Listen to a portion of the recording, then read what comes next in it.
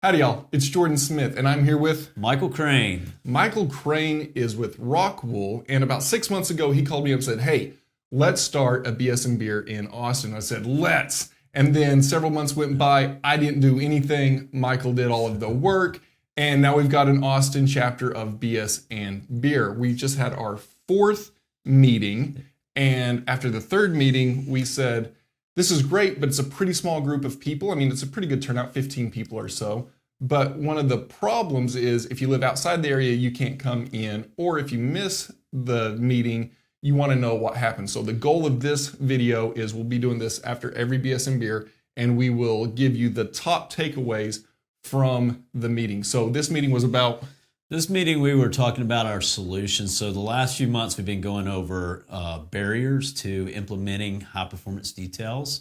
When you're not carrying the hammer was the original title. And so we really discussed perspectives from the client, from the design team, the architect, as well as the builders and subcontractors. And so this last meeting was about our top 5 solutions that we somewhat touched on during those meetings that we felt we wanted to expand on some more into a deeper conversation.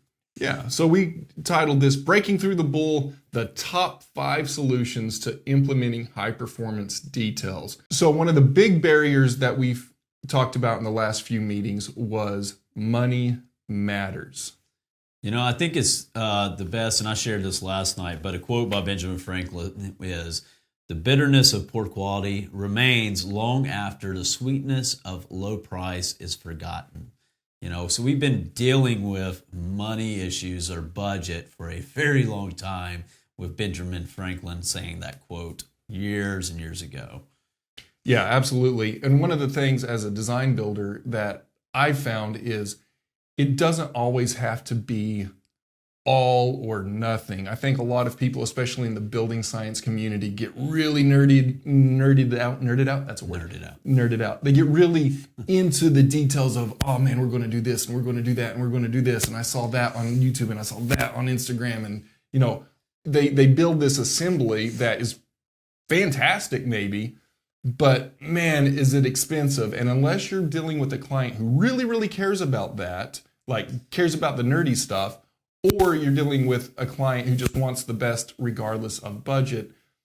I've seen people spend so much money on what's inside the wall that by the time they're furnishing a house, they're just running on fumes, and that's not a great place to live either. So it's all about balancing what really matters is the building performance, the high performance, but it doesn't always have to be absolutely everything all at once. It's selecting the assemblies that make the most sense for your application, for your location, and for the client. Yeah, and I can't remember who said it. It may have been Warren with Barley Pfeiffer, but he said, you know, the best approach is a good, better, best system. And so that way we can have a good approach to high performance without, you know, breaking the bank. Like you said, not everybody has an unlimited budget and can go all out and get the best of the best. But we can offer options. Hey, here's option A, here's option B, here's option C. So that way we have a holistic approach, and we're looking at a house as a system, you know, where we have integrated assemblies that work hand in hand. Everything from your wall assemblies to keep the bad stuff out, cold, hot air out, and the interior where we can condition and ventilate correctly, where we keep our nice clean air inside and stuff that we produce inside, we can ventilate it out correctly. Yep. So it's a balancing act, and that's why good designers and good builders and good products are necessary, because somebody's got to tell the story and lead the client on this path. And we'll get into the client here in another solution. Solution to the second biggest problem is risk mitigation. So anytime that you're trying something new, there's a new product, there's something cool that you saw over on YouTube and you want to try, you want to mitigate risk. What are some solutions to that? So the best solution that I've seen is, you know, and it's not always practical, but test assemblies. I know Jesse Younger, who's also part of our group, you know, he's done a test assembly where, you know, he's experimented with Zip. He's experimented with some of our products from Rockwool as far as the exterior side of stuff. And so, but he did it on his own personal project. We can play with certain things, and one of the thoughts that was brought up in our meeting last night was that you can take an assembly and change out like one portion of it to see what it does, how it acts with that assembly design, without it really you jumping over the edge to get to try a new method out. Yep, sort of the belt and suspenders approach where, A, B, and C work great together. Let's try D on top of A, B, and C to see if that works. And of course, it's application dependent. It would be pointless to be putting a wrap rain screen system over the top of Zip to test if Zip worked or not. Because if the rain screen is doing, the WRB is doing its job outside the Zip, that doesn't work. So sometimes builders, like my house is a test bed. I've tried a lot of products on it. I know Jesse was talking about building his barn to be testing some assemblies. There's some limitations to that too. Like there's only so long, like if it's good building practice and it's good building science, then you shouldn't see it fail in your lifetime, right? It shouldn't. So just because you build it and it looks good for a year or 2 years, I don't really know what that teaches you other than like, well, it doesn't suck so bad that it's going to fall apart in a year. So there's a lot of trust in manufacturers on like they've done the testing and they back it up with warranty. But again, that goes into making sure you install it exactly to the manufacturer's recommended practices. Because if it's not and you have a failure, somebody's going to show up, walk through your insulation job and be like, that's not right, that's not right, that's not right, that's why it failed. We're not warrantying it. Right. And they're out. And you're like, well, yeah, I guess that was my fault. Because, they'll stand behind their products because the products are good. But man, if you install a great product wrong, it's not going to perform like it's supposed to. Most manufacturers operate under the understanding that the product will warranty the product, but we cannot warranty the craftsmanship. Yep. And so it goes down to craftsmanship. How well is installed? And that is a perfect segue to barrier number 3 that we talked about, and that is lack of experienced installers or craftsmen. I use this jokingly, but, I heard it somewhere and it just kind of stuck with me because I was just like, you know what, that's right. I go on a lot of job sites and I meet a lot of the trades that are actually installing the products. And, I walk away every time and can't remember a time that I just walked away and go, man, that's a smart guy. They're paid to install a product. They're not really paid to think, but how can we get over that hurdle of taking these guys that really don't understand? Their bosses may understand and may be great people, and they may be great teachers. I don't know until I get a one-on-one with them. But how can we get over that? And so we look at like education. I'm a big believer in hands-on training. I've always done it, and I think right now I'm going to hand the reins over to you because it really ties into what you do with MT Copeland as well. Yeah, so I mean that's what we do is we train builders and we train their employees. Been doing that for 2.5 years, building this video library, and I'll tell you what I found. Builders don't want to train.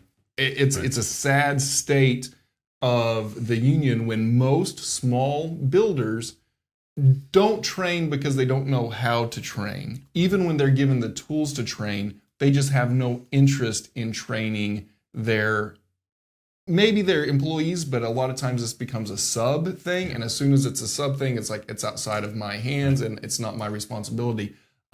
We're not it as builders out there. It is hard to find people who know what they're doing in the trades. It's incredibly difficult, and the people who are really good are booked up and they're super expensive, which is great. I'm glad that they're busy and I'm glad that they're super expensive. It's also a really great opportunity for a younger generation to come in and start making a really good living in building too. But somebody's got to train them, and I think that it falls like we can bitch and moan about it all day long about how schools aren't teaching trades anymore, which they're coming back around to it. But we can bitch and moan about that all day long.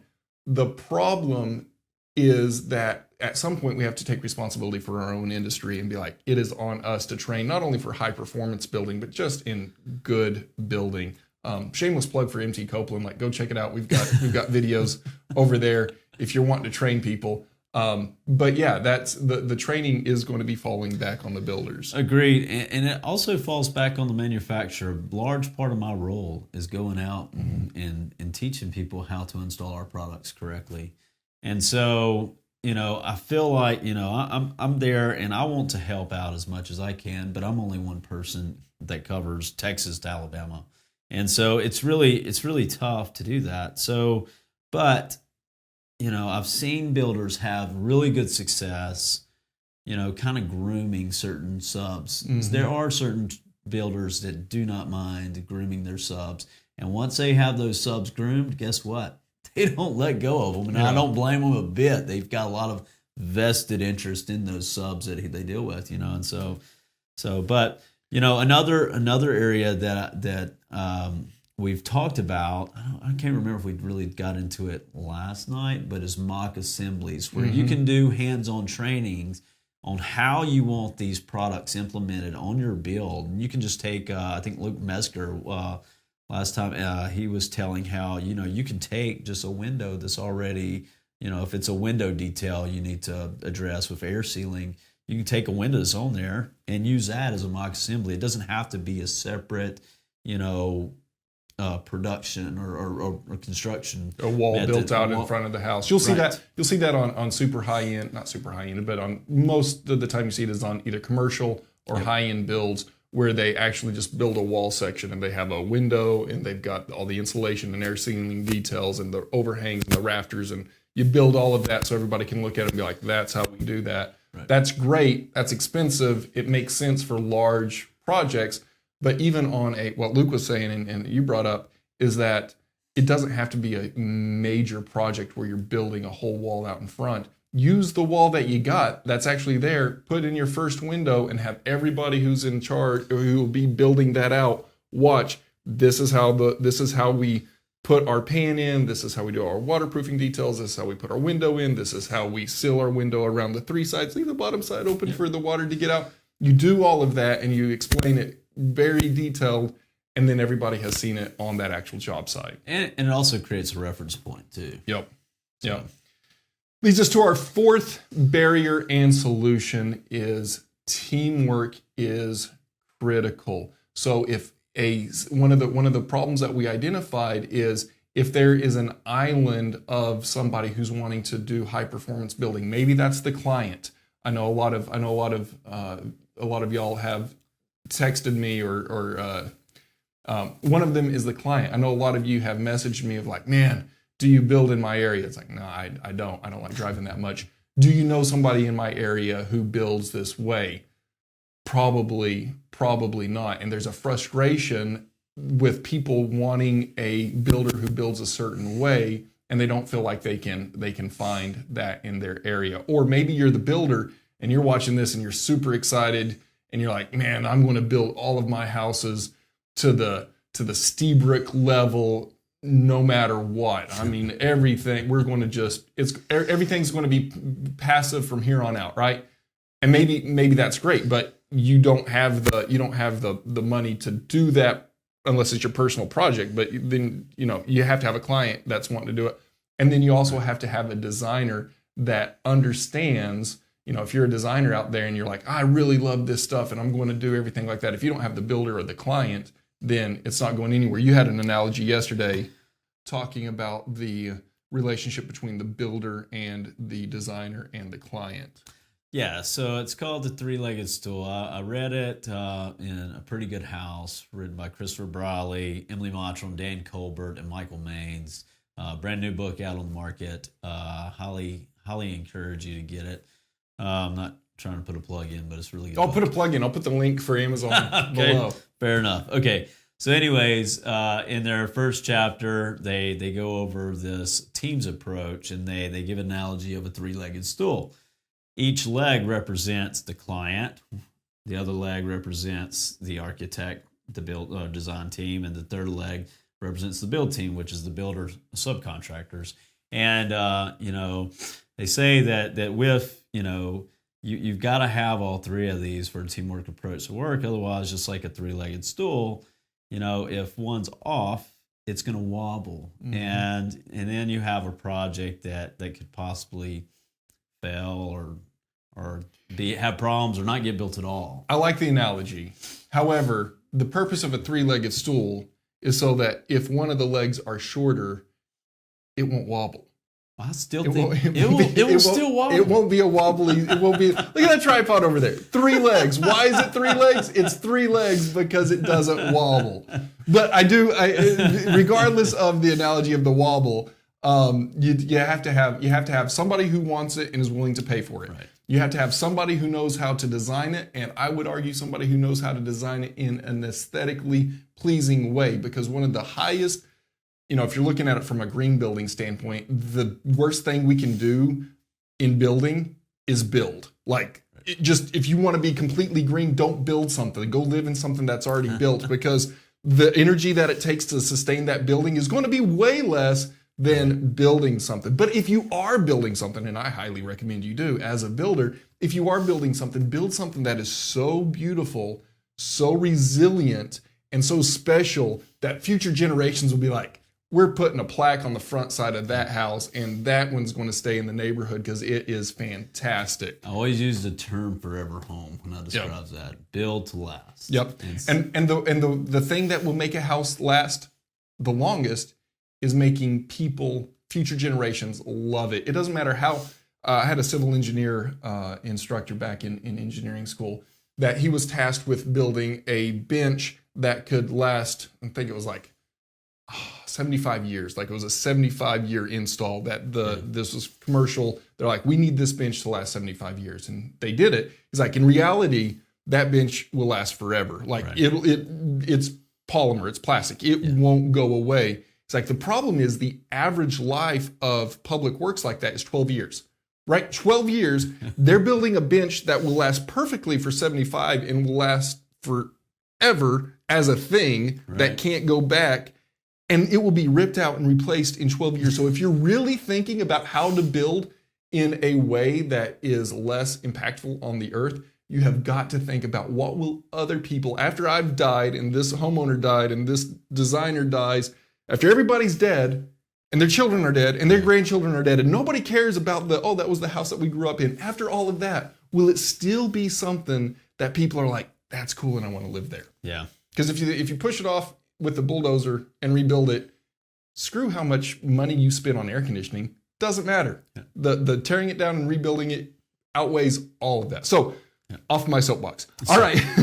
Sorry, I have the same soapbox with historic homes. I love historic homes, and I love seeing them being restored to what the grandeur that they once have. And I hate seeing the ones that are just let to rot. Yep.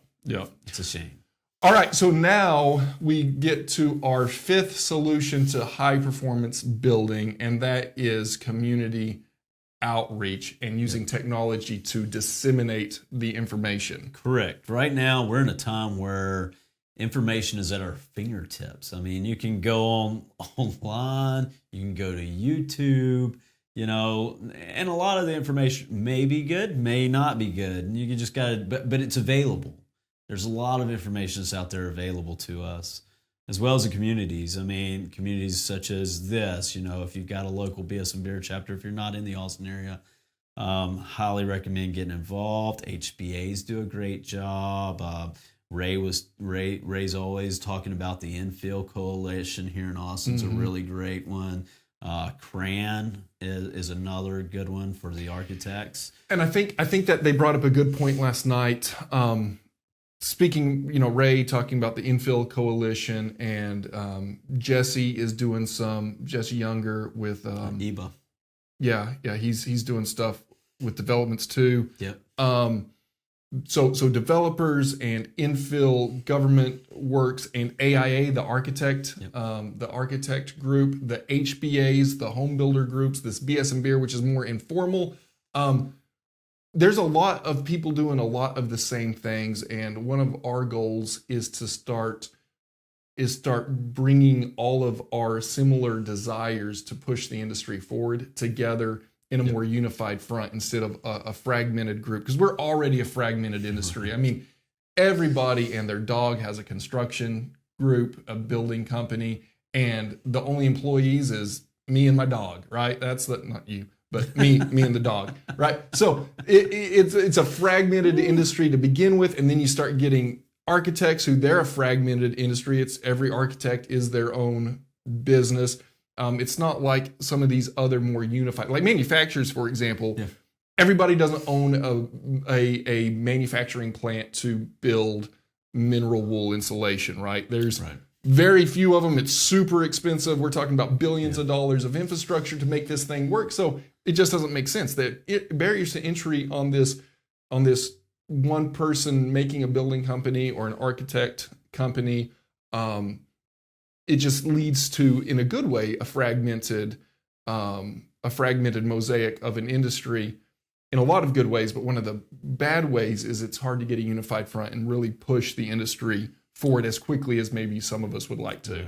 Right. And so that's the ultimate goal. Is we want to be a part of these groups where we're bringing issues to the table, like you said, push that bar forward, raise a big part of that, and really support that too. So those are the top 5 solutions to overcoming objections to high performance building. If you made it this far in the video, thanks so much. Make sure that you subscribe to whatever platform and whatever channel you are watching this on.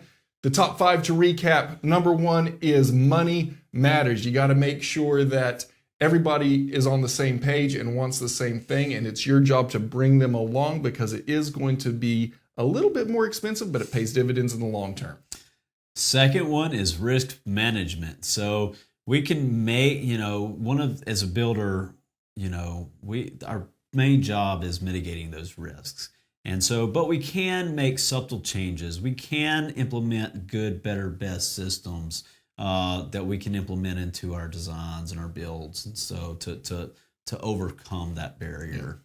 The number 3 solution is training. You have got to make sure that the people who are actually doing the work, who are installing the product, who are building that building, know what they're doing, they know why they're doing it, and they know how it should be done. Yeah, and the fourth one is teamwork. Grab a seat at the table. It's important for the architect, builder, and the client to get on the same page, especially early in the process.